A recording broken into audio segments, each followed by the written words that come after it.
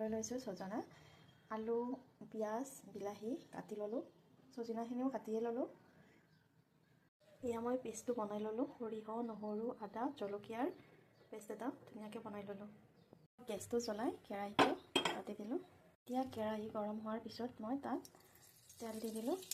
তেলটো গৰম হোৱাৰ পিছত মই পিঁয়াজ দি দিলোঁ। তো অকণমান ভাজি হৈ গ'ল, তাৰ ওপৰত মই কাটি থোৱা বিলাহী কেইটামান ওপৰত মই দি দিলোঁ। মই নিমখ দিলোঁ, পাউডাৰ দি যে কালাৰটো আহিবৰ কাৰণে দি দিলোঁ আধা চামুচ। ভাজি হৈ যোৱাৰ পিছত মই ইয়াত ছজনা আৰু আলুখিনিৰ ওপৰত ভাজিবলৈ দিম। অকণমান টাইম ভাজি থাকে মিলাই দিলোঁ। মিলাই থৈ দিয়া পেষ্টটো দি দিলোঁ। ভালদৰে মই ভাজি লওঁ। ভালদৰে ভাজি হৈ যোৱাৰ পিছত অকণমান মই পানী দিওঁ।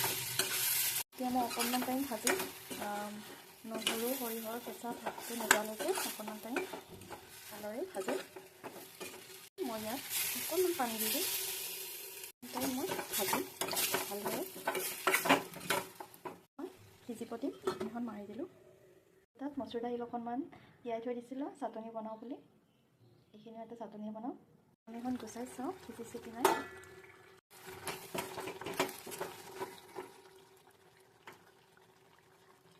আলু ধুনীয়াকৈ সিজি গ'ল।